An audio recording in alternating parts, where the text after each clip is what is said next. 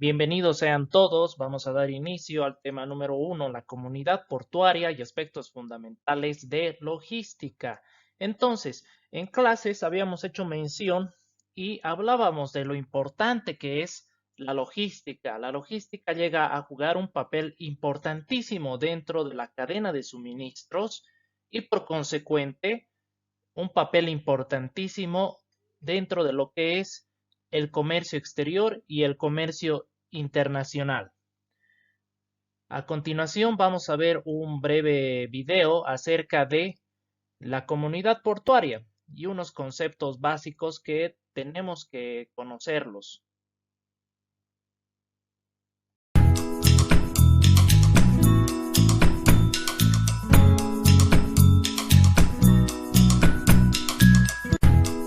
Bienvenidos, en este video aprenderemos acerca de la comunidad portuaria. Quizás se pregunten qué es la comunidad portuaria. La comunidad portuaria es un instrumento de promoción de servicios comerciales que prestan el puerto y sus usuarios. Pero ¿cuáles son esos servicios y quiénes son esos usuarios? Tenemos los servicios al buque, los cuales son prácticos, remolcadores, servicios auxiliares, habituallamiento. Tenemos a los usuarios relacionados con la mercancía, que son empresas estibadoras, transportista terrestre, aduanas y transitario.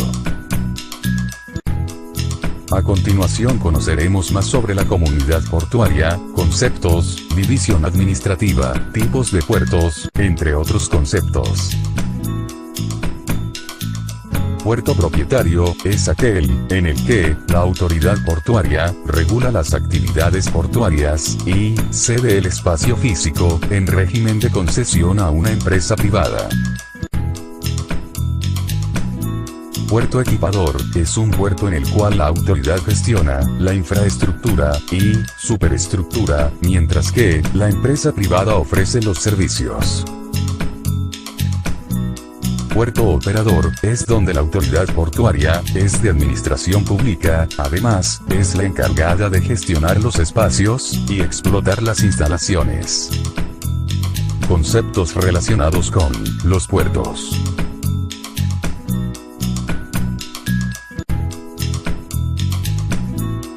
Se le denomina interlad a la región nacional o internacional que es origen de la mercancía embarcada en el puerto y destino de las mercancías desembarcadas en el mismo. Foreland es el área de influencia del puerto al cual se dirige la carga generada por su hinterland o del cual procede la mercancía destinadas a dicho hinterland. El puerto hub es un puerto de transbordo, donde se realizan básicamente operaciones de distribución de carga, cuyo origen queda fuera del hinterland del puerto. Puerto gateway son aquellos puertos que tienen importantes volúmenes de transbordo, pero cuentan con un hinterland potente capaz de producir volúmenes de carga. Un puerto seco es una terminal localizada al interior del país, relativamente lejos de la costa, pero conectada por una red ferroviaria con uno o dos puertos de origen. Importancia de un buen servicio para la productividad de un puerto.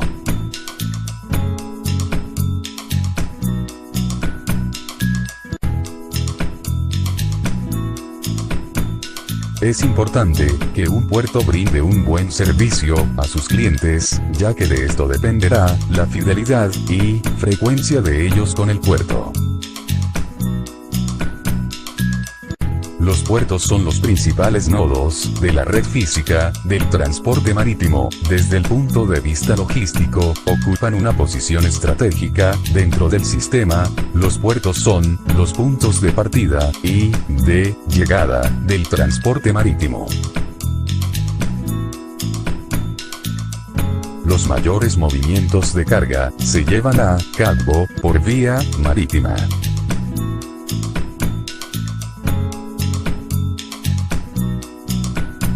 Los puertos constituyen la mayor interfaz entre modos de transporte, además de ser importantes centros de información.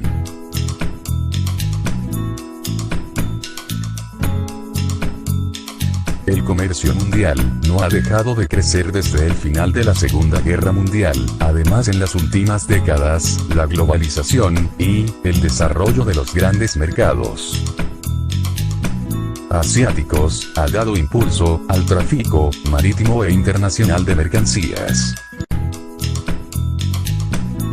Dentro de la comunidad portuaria están las terminales, las cuales juegan un papel importante dentro de las cadenas de distribución de mercancías. Los tipos de cargas que manejan las terminales portuarias. Carga general, carga peligrosa, carga refrigerada, carga rodante, carga a granel, carga pesada o voluminosa, cargas especiales.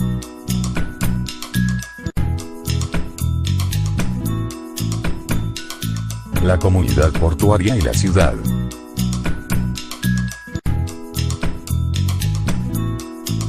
Los puertos son áreas multifuncionales comerciales e industriales, donde la mercancía no solo está en tránsito, sino también son manipuladas, manufacturadas y distribuidas.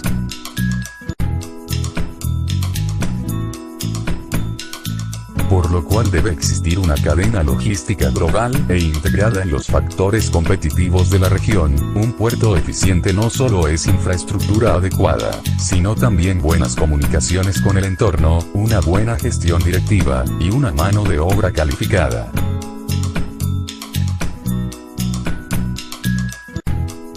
La relación entre la ciudad y la comunidad portuaria debe ir orientada en principios de gobernabilidad entre las autoridades de la ciudad y el puerto, respeto a la identidad de la ciudad.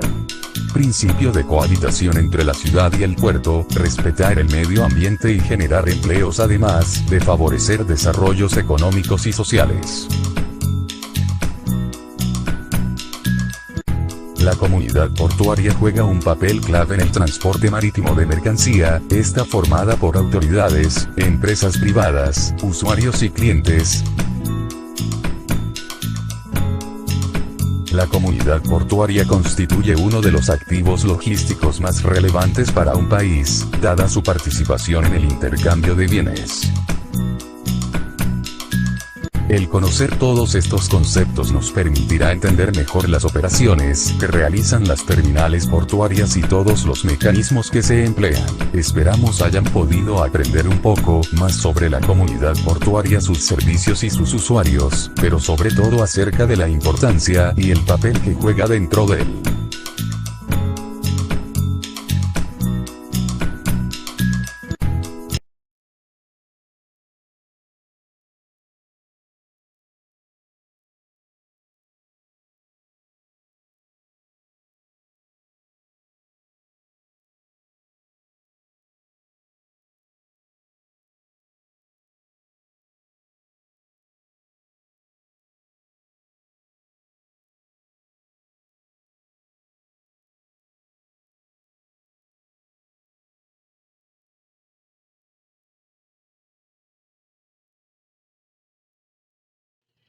Continuamos. El siguiente video representa a los 10 puertos más grandes del mundo. Atentos, por favor.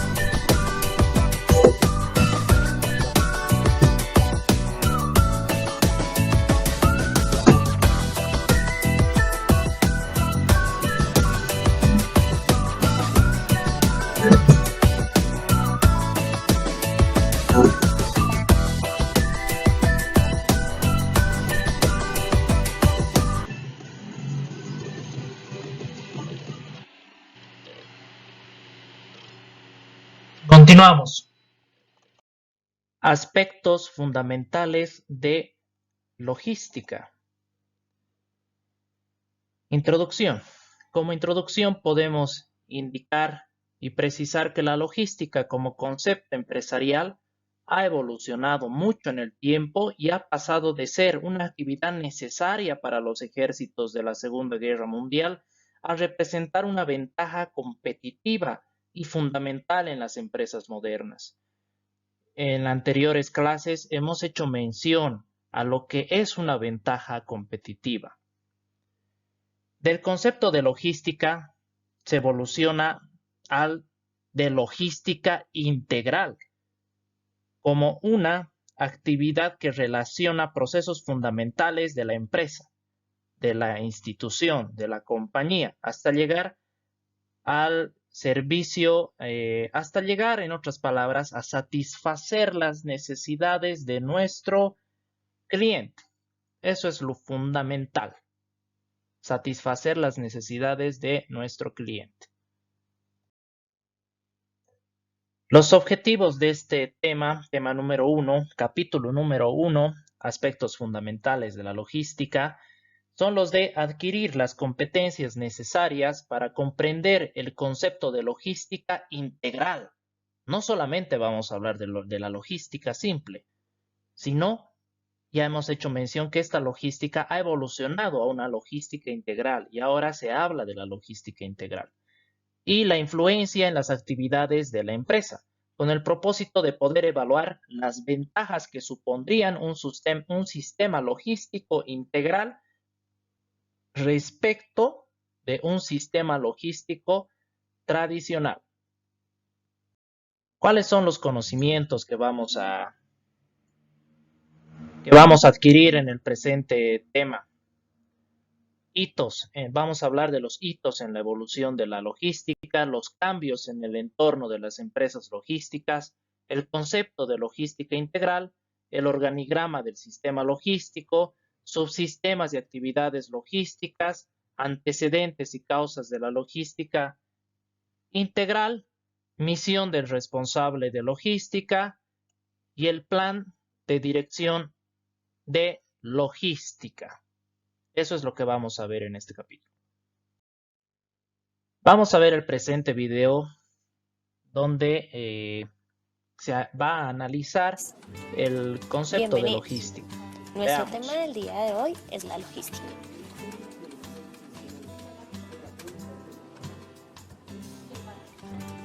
¿De dónde proviene la logística? Veamos. La logística inició desde el comienzo de la humanidad, donde en época de invierno se guardaba la comida en cuevas. La logística se remonta a la época antigua de la civilización occidental entre los años 500 y 430 antes de nuestra era. En esos tiempos los griegos recurrían al término logística para definir el tipo de razonamiento que empleaban símbolos matemáticos y números. Sin embargo, durante la Primera y Segunda Guerra Mundial, la logística se hizo fuerte.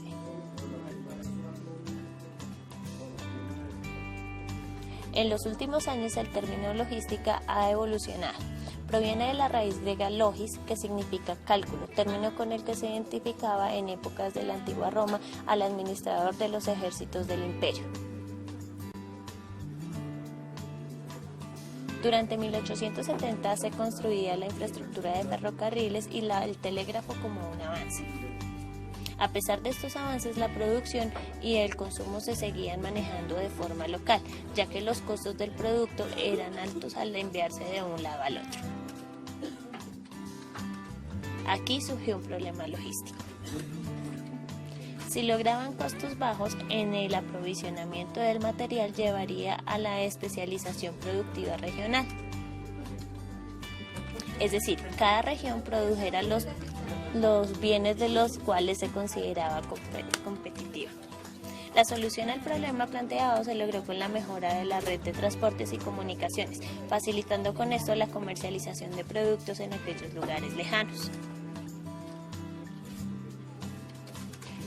Al ser posible la distribución de las mercancías, se inició la producción a gran escala, ampliando el mercado de ventas.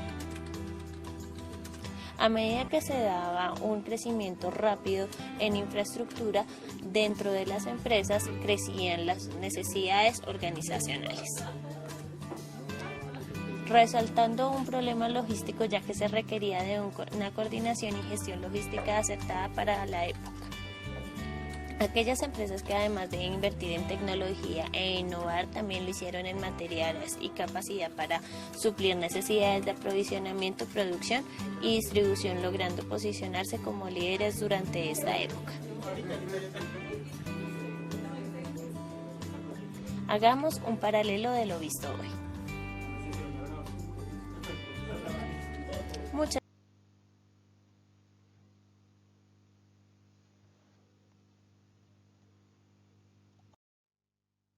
Continuamos. Cambios en el entorno de las empresas logísticas. Las empresas hoy en día se ven irremediablemente influidas por el entorno. Se adaptan a él y es por ello muy importante comprender la actual situación en relación con el entorno tradicional. Entonces, las empresas en un entorno tradicional, su ritmo de la demanda es constante. En el entorno competitivo actual en el que estamos actualmente, podríamos decir, el ritmo es turbulento respecto a la demanda. En un entorno tradicional las tendencias son estables, el entorno es controlado. En el entorno competitivo actual las tendencias son inestables. No conocemos, el entorno es incontrolado, no podemos controlar. Claro ejemplo, tenemos el tema de la pandemia. No controlamos nosotros la pandemia. Y las empresas tienen que saber adaptarse a los cambios del entorno para poder sobrevivir. En un entorno tradicional, las empresas consideraban una previsión fija de la demanda y eran fiables. En un entorno actual, existe una pérdida de la fiabilidad en las previsiones de la demanda. En el entorno tradicional, la oferta es menor que la demanda. Existe un mercado de vendedores, personas que venden más. En el entorno competitivo es claramente el mercado de compradores. Oferta es mayor que la demanda, la oferta. En el entorno tradicional, la demanda es creciente, existen grandes cantidades de pocos productos.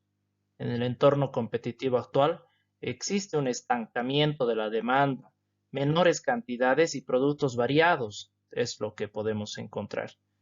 En un entorno tradicional, los productos de vida son largos. En el producto competitivo actual, los productos de ciclo de vida son relativamente cortos, más cortos. En un entorno tradicional, la calidad como ventaja competitiva es la que se debe tomar en cuenta.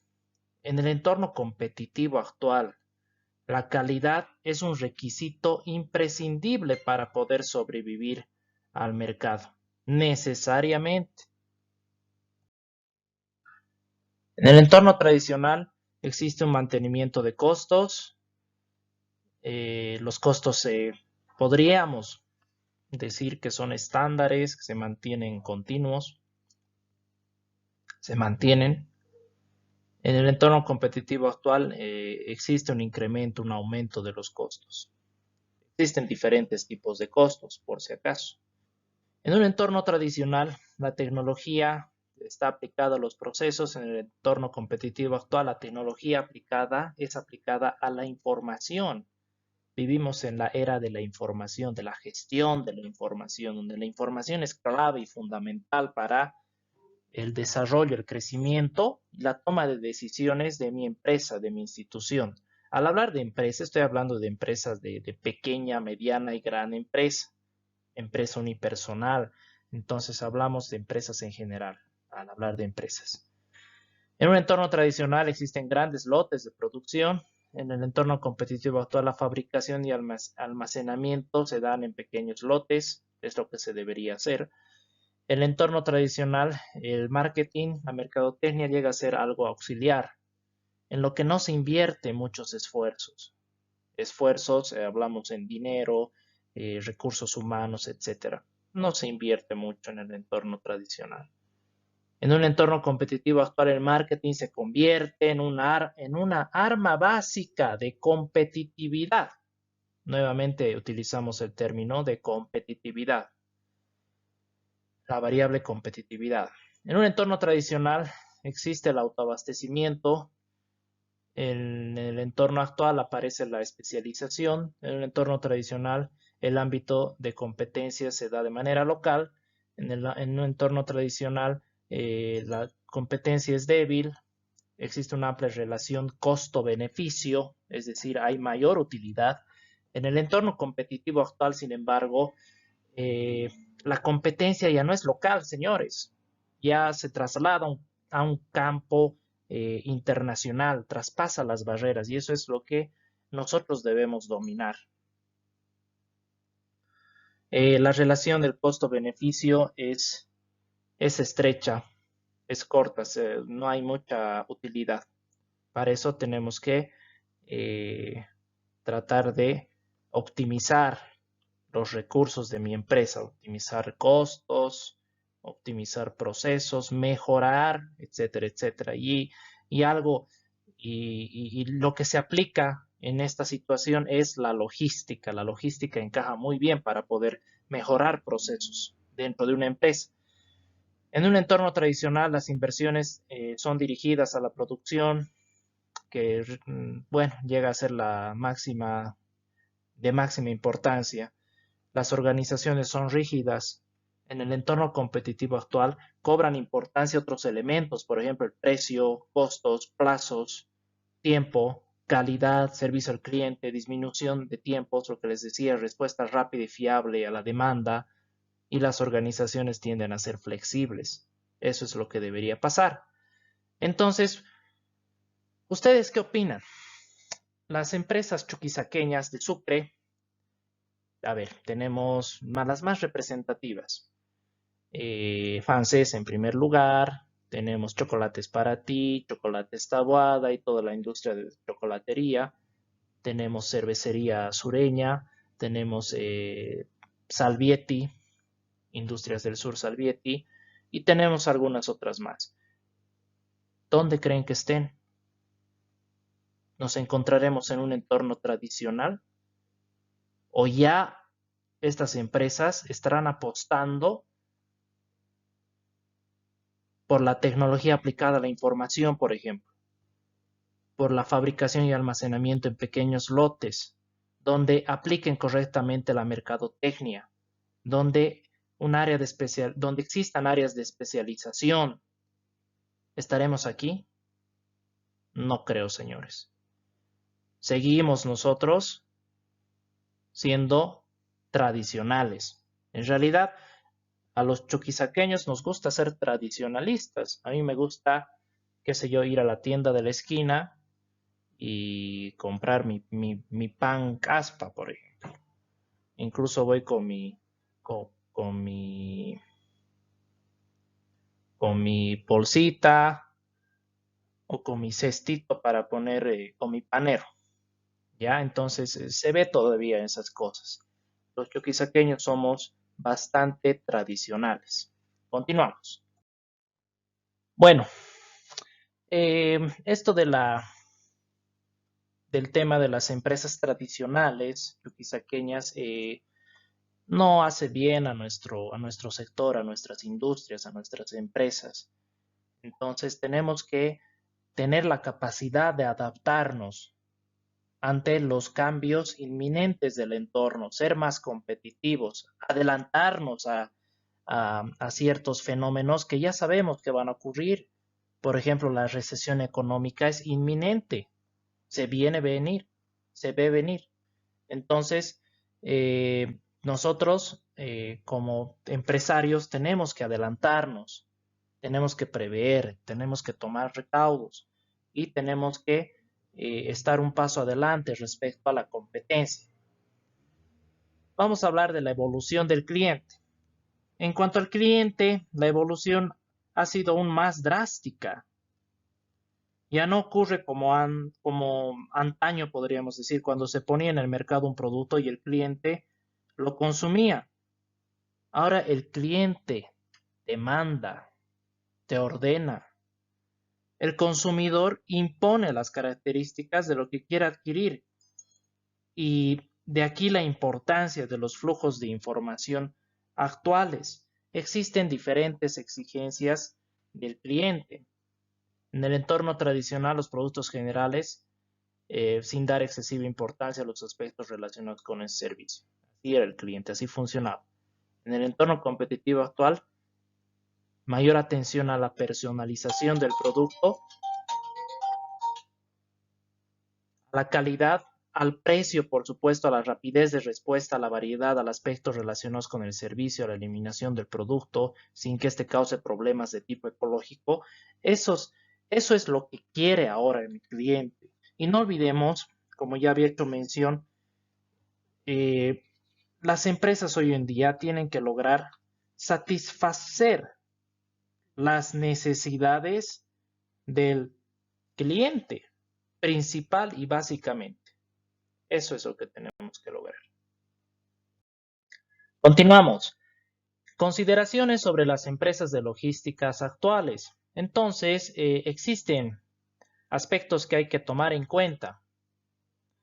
Según el entorno, la empresa de hoy en día responde a 3 grandes desafíos. ¿Cuáles son esos desafíos? Desafío 1, importancia del servicio al cliente. Y de aquí nuevamente hago mención, la satisfacción al cliente, el servicio al cliente que nosotros vayamos a brindar llega a ser importante porque eso va a lograr que nuestro cliente sea fiel, que logremos fidelizar a nuestro cliente. Entonces, si mi cliente recibe buen trato, con seguridad que nuevamente lo vamos a atender. Consideración 2, tratamiento o desafío 2, tratamiento del tiempo como variable significativa.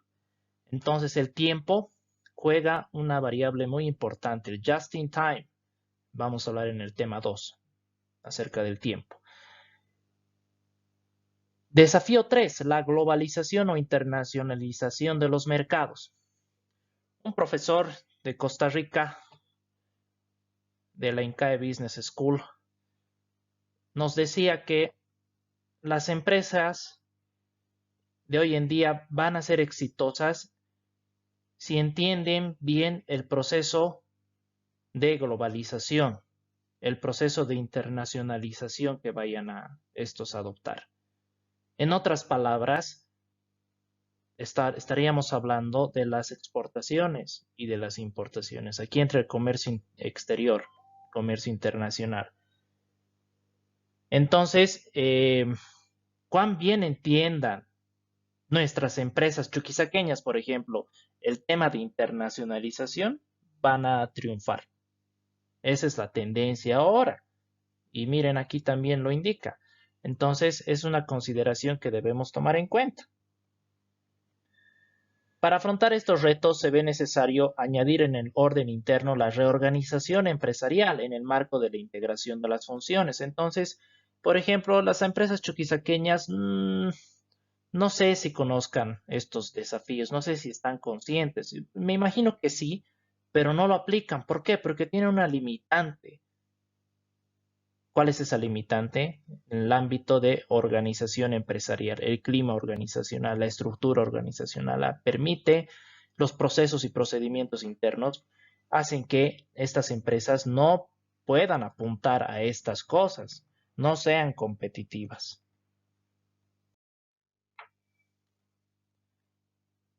¿Cuáles son las características de las organizaciones tradicionales o rígidas también? Y las modernas o flexibles, que debemos apuntar a esto. Algunas características. Por ejemplo, la empresa rígida, tradicional, se asemeja a una máquina repetitiva. Todo lo contrario en la flexible. La organización está se toma en cuenta un continuo cambio para adaptarse a las exigencias del entorno. Claro ejemplo, el COVID, la pandemia, ya les indicaba, eso es una exigencia del entorno que debemos nosotros adaptarnos y cambiar. Las áreas de las empresas conforman funciones aisladas en una empresa tradicional. En una empresa moderna flexible, las áreas son subsistemas interconectados dentro de un sistema. En una empresa rígida o tradicional, los objetivos individuales son individuales para cada área. Las situaciones no deseadas se traducen en problemas aislados. Existe un solo decisor, por ejemplo. En una empresa moderna y flexible, las áreas son subsistemas interconectados dentro de un sistema. Los objetivos son independientes del global de la compañía. Los problemas de cada área se analizan en función de las repercusiones de otras áreas. Existe un conjunto de decisores.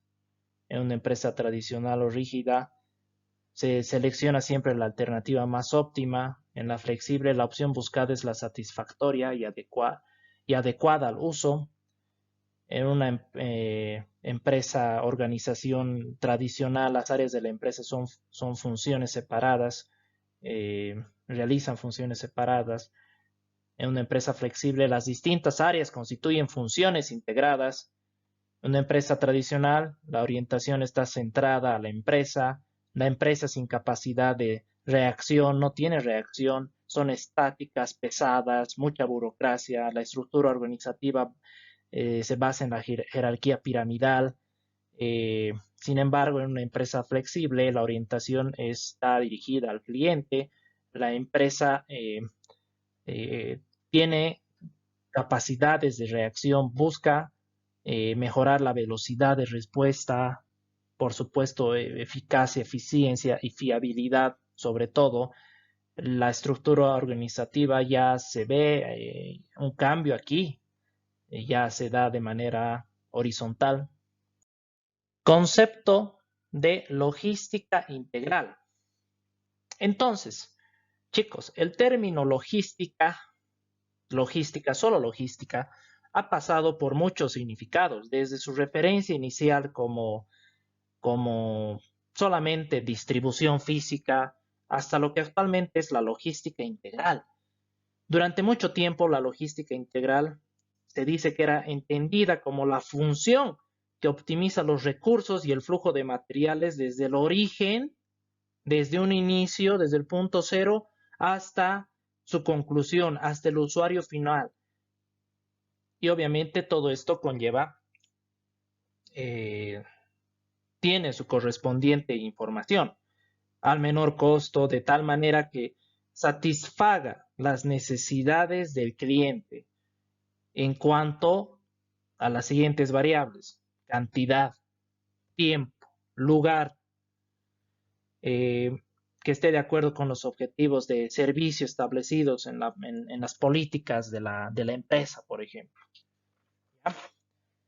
La logística integral se dice que es la parte del proceso de gestión de la cadena de suministros encargada de planificar, implementar y controlar de forma eficiente y efectiva los siguientes elementos.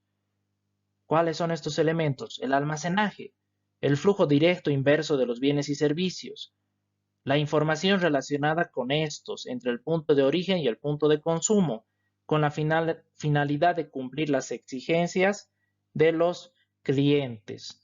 Ya todo esto lo indica un instituto, el Council of Logistics Management. Es un instituto de logística que analiza datos estadísticos respecto a la logística. Vamos a hablar ahora de la logística inversa. La definición de la logística integral, incorpora el concepto de la logística inversa, que se ocupa de la gestión de los flujos de materiales, de los flujos de información, de izquierda a derecha, de derecha a izquierda, que transcurre en sentido contrario a lo habitual.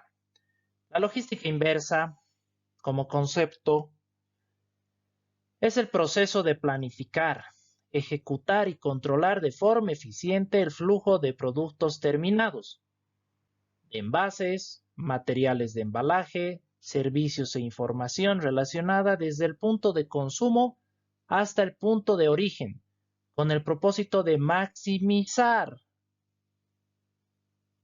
con el objetivo de maximizar el valor del flujo recuperado. Vamos a ver un video que nos habla acerca de la logística inversa para que podamos entender un poco mejor.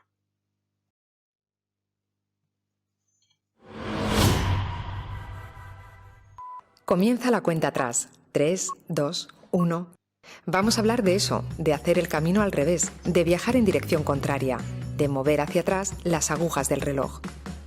La logística inversa surge a mediados de los 70 como una nueva tendencia orientada hacia el reciclado y la reutilización de los desechos. A diferencia de la logística tradicional, la inversa estudia la recuperación de los productos fuera de uso con el objetivo de aprovechar el valor que pueden obtener a través de su reutilización, reciclaje, refabricación o para proceder a su adecuada eliminación. En el ámbito empresarial, la logística inversa gestiona el retorno de las mercancías en la cadena de suministro de la forma más efectiva y económica posible. En otras palabras, es el flujo de material hacia atrás en la cadena de suministro. La logística inversa se ha convertido en una herramienta estratégica que permite a las compañías obtener un mayor rendimiento económico a través de los productos o servicios que dejaron de satisfacer las necesidades de los consumidores. Pero, ¿cuáles son los beneficios de la logística inversa? 1. Mejora la relación entre distribuidores y clientes. 2. Favorece la imagen de la empresa al reducir el impacto medioambiental. 3. Reduce costes de los embalajes industriales. 4. Minimiza el impacto industrial en el medio ambiente. 5. Permite crear campañas de sustitución de productos para fidelizar clientes. 6. Reutiliza materiales ahorrando costes. 7. Reduce drásticamente la cantidad de productos en stock. 8. Abre nuevos mercados para los productos reutilizados. 9. Aumenta la posibilidad de conseguir subvenciones estatales y europeas para su implementación. 10. Reduce costes y aumenta los beneficios. Cuando una organización añade a su cadena de suministro tradicional los procesos propios de la logística inversa, mejora el aprovisionamiento de los productos y lo hace además reduciendo costes y minimizando el impacto ambiental. Pongamos algunos ejemplos de logística inversa. Dar un nuevo uso a productos que ya han sido utilizados en el mercado pero que no han sufrido un deterioro importante por ese uso es un buen ejemplo de la reutilización como logística inversa. La venta outlet, por la que cada vez se decantan más empresas para dar salida a productos con pequeñas taras, hace posible obtener beneficios por su venta, reduce el stock en los almacenes y ofrece además una segunda vida a productos que iban a ser desechados. Muchas empresas ofrecen también servicios de reparación para sus productos. Cuando una empresa de electrodomésticos, por ejemplo, ofrece junto a sus productos un servicio de reparación, está asumiendo la completa satisfacción del cliente, fidelizándolo para una futura compra por el buen servicio ofrecido. En empresas de tecnología es muy frecuente también reutilizar una parte de los componentes de productos antiguos en el proceso de fabricación de sus nuevos productos. En la sociedad actual, las empresas están respondiendo a la necesidad de reutilizar productos sin olvidarse de satisfacer a sus clientes. La logística inversa, concebida en un principio como un sistema de reciclado y reutilización de productos, ha evolucionado hacia una forma estratégica de reducir los stocks y recuperar productos que habían quedado obsoletos, contaminando además lo menos posible. El gran obstáculo al que se enfrenta la implantación de la logística inversa en las organizaciones sigue siendo económico, ya que es más barata la fabricación de productos no retornables y la idea todavía muy generalizada de que los materiales reciclados son de peor calidad tampoco está ayudando. Merece la pena, no obstante, saltar esa barrera económica y recorrer esta cadena al revés, como ya han hecho muchas empresas que tras poner en marcha procesos de logística inversa han conseguido reducir su impacto medioambiental, disminuir costes, aumentar sus beneficios y mejorar también la calidad de sus productos. Tal vez deberíamos traducirlo al lenguaje de los números, como hizo una conocida marca de electrodomésticos. La empresa en cuestión recolectó y recicló productos fuera de uso que volvió a utilizar como materia prima en la fabricación de nuevos electrodomésticos, consiguiendo de esta forma aumentar sus beneficios en un 50%. En el idioma del cliente también salen ganando las empresas que utilizan la logística inversa para garantizar devoluciones sencillas, que en muchas ocasiones concluyen enviando directamente un nuevo artículo sin necesidad de recoger el que se quería devolver. Una práctica que empieza a ser habitual y multiplica por 2 dígitos la experiencia de compra del cliente.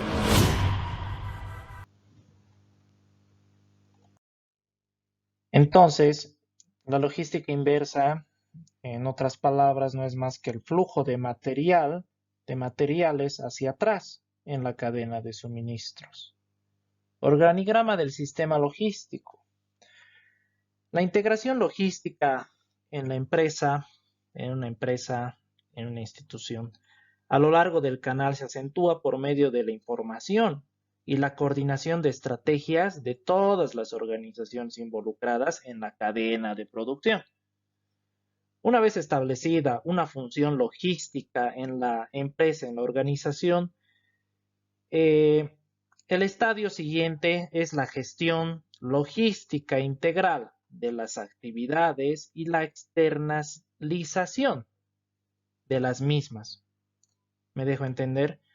Con ello se pretende el objetivo fundamental, que ¿cuál es? Centralizar todos los esfuerzos en la actividad principal de la empresa y dejar que otros hagan las actividades auxiliares. De esta forma, llegaríamos a subcontratar servicios, a subcontratar actividades auxiliares, terciarizar. Esa es la palabra, ese es el concepto, de la terciarización. Entonces, la función de la logística llegaría a ser la de gestión, control, seguimiento a la cadena de suministros. Que este llegaría a ser entonces el último estadio de la externalización logística. Entonces, tenemos como ejemplo aquí un organigrama. Ustedes conocen, ya habíamos mencionado en clases cómo habíamos hablado un poco de este organigrama. Este es un ejemplo de un organigrama logístico. Les hacía mención yo en clases. Hoy en día las empresas grandes, transnacionales, ya no tienen una gerencia general. Ya se llama ahora gerencia de logística. Porque la logística es la clave. El motor es el corazón de una empresa. Entonces, esto es un ejemplo de un organigrama logístico. Existen obviamente varios ejemplos donde se habla de la integración de la logística. Entonces, podríamos hablar, como por ejemplo, podríamos adaptar claramente un esquema logístico, un nuevo organigrama, integrar las funciones logísticas a la Fábrica Nacional de Cemento, por ejemplo. ANSESA carece de logística, no existe, Manacancho. Entonces es necesario. Tenemos una gerencia general, partimos de ahí. Tendríamos una gerencia comercial, gerencia de logística, gerencia financiera, gerencia de operaciones, gerencia administrativa financiera. Y bueno, estas se descomponen, por ejemplo, de la gerencia comercial se cuelga la previsión de ventas, etcétera. La gerencia de logística podríamos considerar el servicio al cliente, la gestión y dentro de gestión el proceso de pedidos, el almacenaje, el aprovisionamiento, la gestión de stocks, el transporte, etcétera, etcétera. De la gerencia financiera podríamos ver los sistemas informáticos, la planificación, sistemas de cobros y pagos, el control de inventarios, etcétera. Entonces, esto simplemente es como un ejemplo, ¿no? Obviamente tendríamos que analizar cuáles son los objetivos, la razón de ser de la empresa para poder plantear un organigrama de mejor forma. Continuamos. Subsistemas y actividades logísticas. Si se observa el sistema logístico desde la óptica de las empresas tradicionales de producción, se tienen los siguientes subsistemas logísticos clásicos, que esto sigue obviamente, se sigue utilizando. el aprovisionamiento, la producción, el almacenaje y la distribución. Hablemos del aprovisionamiento. Se ocupa de la gestión del proceso de adquisición, de aprovisionarse, de adquirir, de comprar. En otras palabras, son las compras.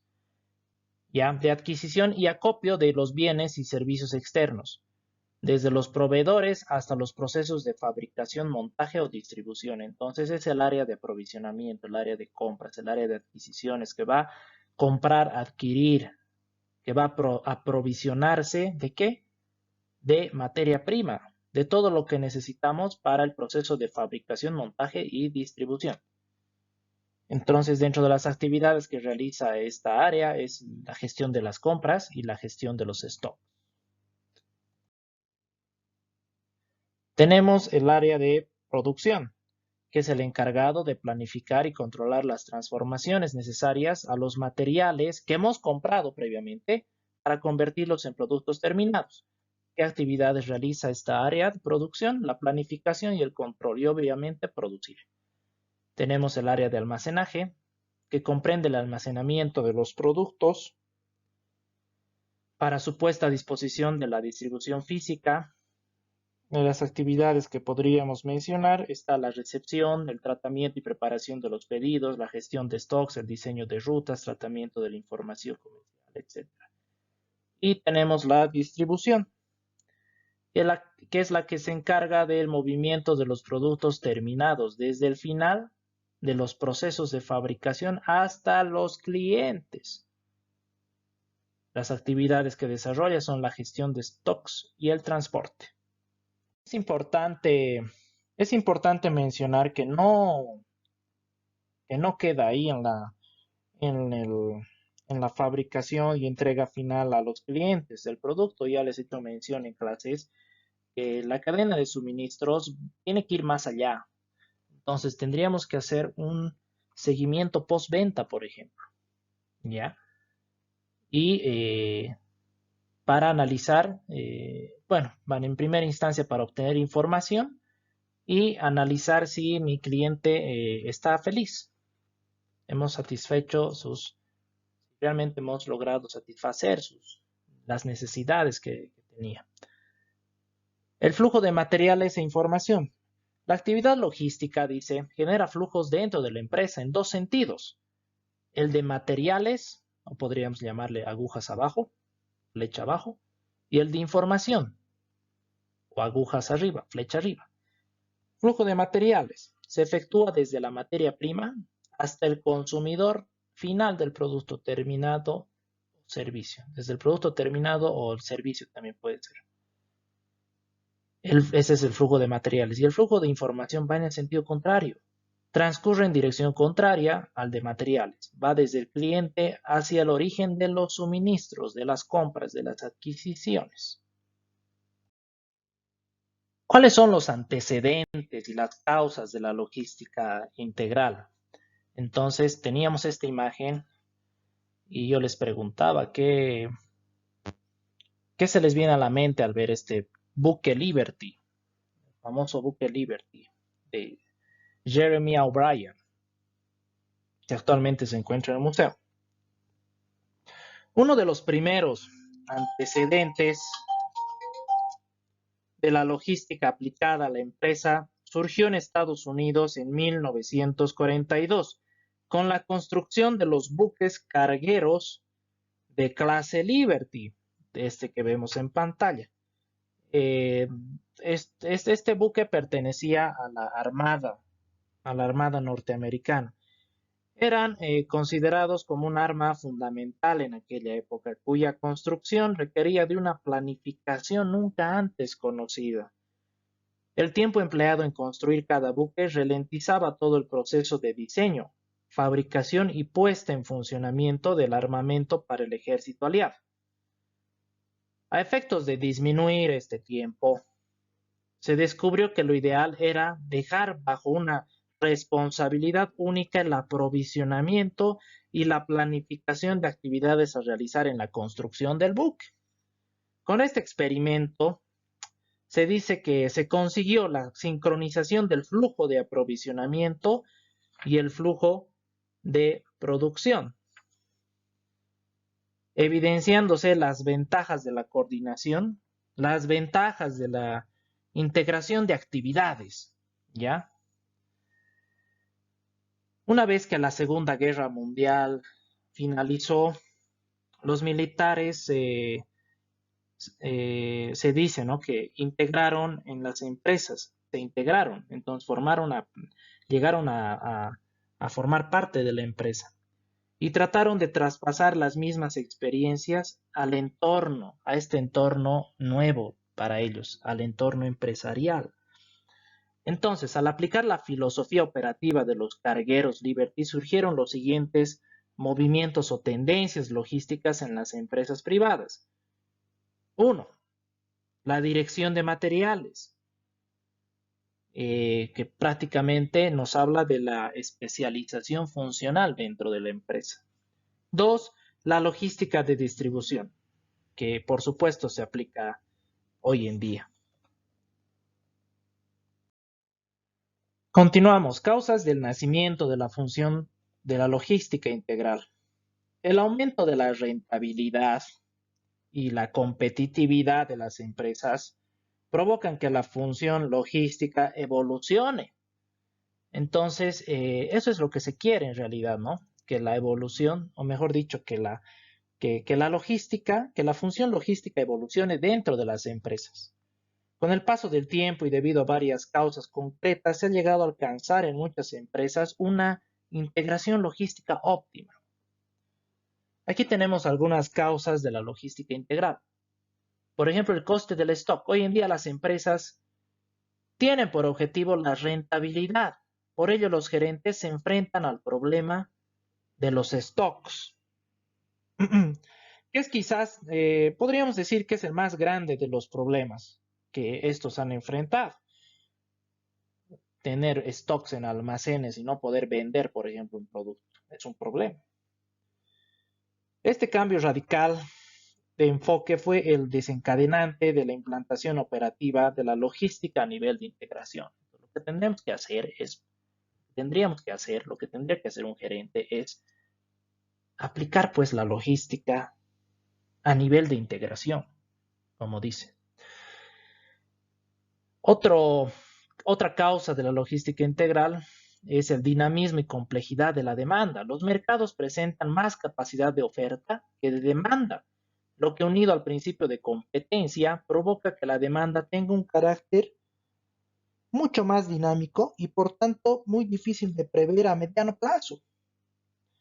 Las empresas dicen, lejos de oponerse a este dinamismo de la demanda, se ven obligadas a adoptar el criterio de ser más dinámicas que la competencia, para que de esta forma garanticen su subsistencia. Tenemos la especialización departamental. ¿A qué se refiere la especialización departamental? Es otra causa de la logística integral. Bueno, cada departamento dice que defiende sus propios intereses particulares sin dar importancia a los intereses de los demás. Estamos hablando de la especialización por áreas, ¿ya? O sea, en una empresa ustedes bien saben que existen varias áreas. Área de ventas, área de compras, área de adquisiciones, área de producción, etcétera, etcétera, etcétera. Área de recursos humanos, área administrativa, área financiera, área contable y así. Entonces, cada departamento dice que defiende sus propios intereses particulares, cada área, sin importancia a los intereses de los demás. El nuevo enfoque logístico defiende tanto la especialización de las empresas como la integración y coordinación lógica de sus diferentes áreas. ¿Qué quiere decir esto? Que todas esas áreas, antes funcionaban independientemente, tienen que integrarse. Y con esto la cultura del cliente interno es la que prima la consecución de los objetivos generales de la empresa por encima de los objetivos particulares. Eso tiene que ser. Entonces tenemos que lograr satisfacer también a mi cliente interno. ¿Quiénes son parte a quienes se les considera cliente interno? A nuestros empleados. Continuamos. ¿Cuáles son los factores influyentes en la logística integral? A ver, los factores que más han influenciado la situación actual de la logística fueron la globalización de los mercados, el cambio de actitud de los gobiernos, cambios estructurales en los negocios, cambios tecnológicos. Si hablamos de la globalización de los mercados, hacemos referencia a la globalización de las industrias internacionales y estrategias de mercado. Por ejemplo, son los que deciden los lugares de producción, de los inventarios y la comercialización del producto. Donde quiera que fuese que las compañías operen a lo largo de este esquema, los costos logísticos como el porcentaje del costo total son generalmente más altos en operaciones internacionales.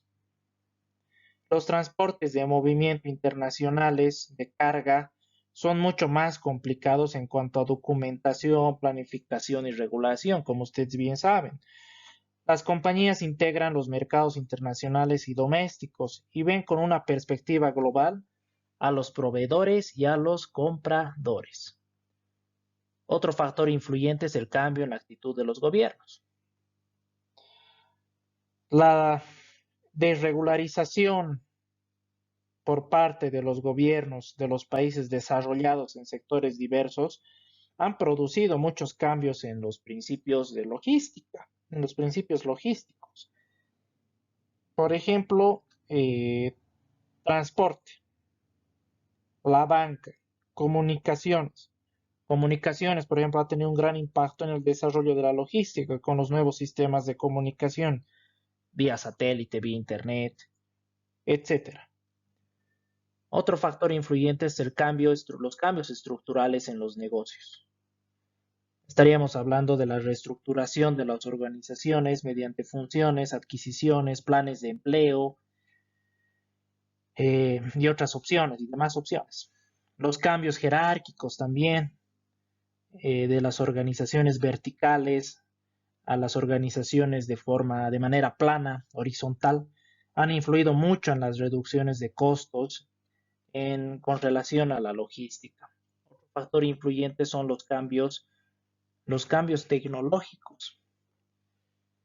El rapidísimo cambio en las tecnologías en materia informática, podríamos decir, tanto en hardware como en software, han procurado nuevas y fabulosas herramientas para el cálculo, para el control, para el diseño, para el planeamiento, etc. Para la logística, la evolución tecnológica es una importantísima ayuda que impulsa cada día esta actividad hacia una mayor integración y gestión, hacia la reducción de tiempos, hacia la reducción de costos. Continuamos entonces. Tras varios años en el desarrollo y maduración de la actividad logística en las empresas, estamos hablando en las pymes, pequeñas y medianas empresas, pymes, apenas podríamos decir que ha calado el concepto de logística integral. Entonces, la misión del responsable de logística aún no es clara, más que todo en el ámbito de las pymes. Sí lo ha hecho y mucho en las grandes multinacionales, pero estas no representan el 80-90% de la actividad económica del país, como es el caso de las pymes. Existe un conocimiento difuso del concepto de logística que se refleja en la misión o actuación de la persona responsable que está a cargo de la logística de la empresa. Esta función es más compleja, no es muy entendible en las pequeñas empresas, en las pymes, donde si un responsable de logística, por ejemplo, se le sitúa en dependencia de la dirección comercial o del área comercial o del área de almacenes y transportes, como generalmente sucede, Su ámbito de actuación se limitará entonces a cuestiones de racionalización de espacios y gestión del transporte, no es más. Si es bajo la dirección, por ejemplo, técnica donde se lo ubica, entonces se ocupará de procesos industriales como, por ejemplo, la planificación de materiales para producir, de producción, o el sistema just in time, justo a tiempo, que vamos a ver en tema número 2. Ignorando en ambos casos el comportamiento global o integrado de lo que es un sistema de logística. Entonces, el responsable de logística de una empresa debe tomar decisiones estratégicas operativas. ¿Cuáles son las decisiones estratégicas? Puestos a desarrollar una estrategia logística, se pretende dar respuesta a cuestiones como, o de tipo, por ejemplo, cómo reorganizar la empresa para conseguir flexibilidad, dinamismo y agilidad. Una decisión estratégica. ¿Cuáles son las necesidades del servicio en la empresa para satisfacer al cliente? ¿Qué sistema de distribución proporciona más competitividad en la empresa? ¿Cómo conseguir una cadena de suministro integrada? ¿Cómo reducir costos del almacenaje, transporte y aprovisionamiento? Entre otros. Respecto a las decisiones operativas, estas se sitúan a otro nivel. Deben responder a cuestiones meramente operativas, como indica, ¿no? Estas decisiones son estudiadas de forma inmediata que las estratégicas. Por ejemplo, estas son las decisiones en el ámbito operativo. Los proveedores. Seleccionar a los proveedores, el emplazamiento idóneo, los productos, las cantidades, el precio también entra acá. Si hablamos de transporte, estamos hablando de la gestión de transporte, esta ya sea interna o externa. Puede ser este transporte propio o contratado, terciarizado, como habíamos indicado. Los tipos de vehículo que vamos a necesitar, las rutas y frecuencias, la rotación, la organización de los recorridos, los precios. Si hablamos de almacenajes y el costo también, que es importante acá en transporte. Si hablamos de almacenaje, estaríamos hablando que son decisiones operativas, el emplazamiento de almacenes, número de almacenes y capacidades de cada uno, el diseño de almacén, el nivel de stocks, zona a la que atiende el almacén. Si hablamos de las fábricas, número de factorías, capacidad de producción, ubicación, distribución en planta, tipo de productos a fabricar.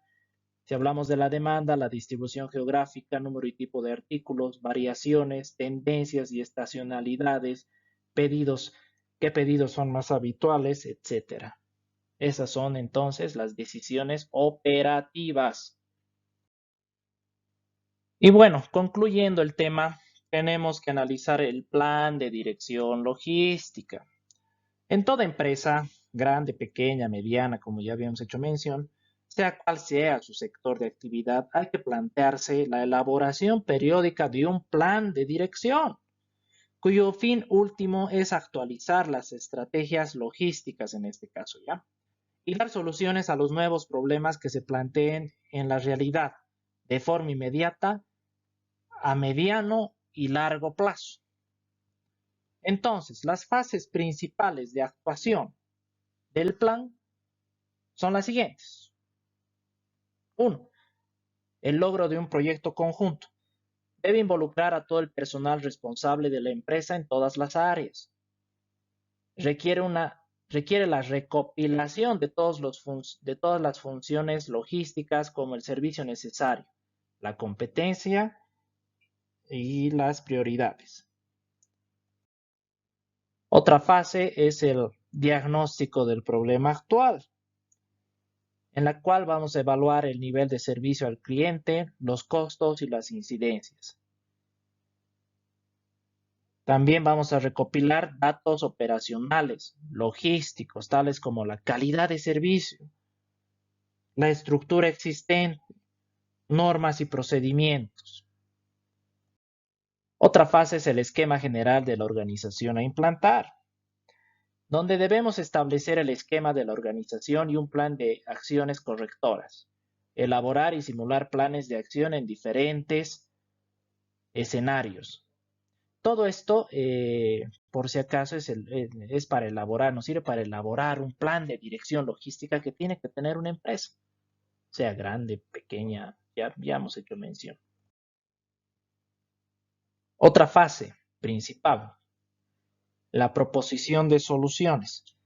Las alternativas en cuanto a medios y sistemas de gestión, evaluar medios físicos, medios administrativos, reformas en general a considerar. Y por último tenemos el balance provisional, donde vamos a valorar la rentabilidad, vamos a realizar un balance de inversiones, resultados y puestas en marcha. Entonces, chicos, el plan de dirección de logística es importante. Es importante poder implantar estas fases para poder dar continuidad a nuestro plan. Con esto estamos concluyendo el tema número 1, que son los aspectos fundamentales de la logística. Muchas gracias por su atención. Permiso.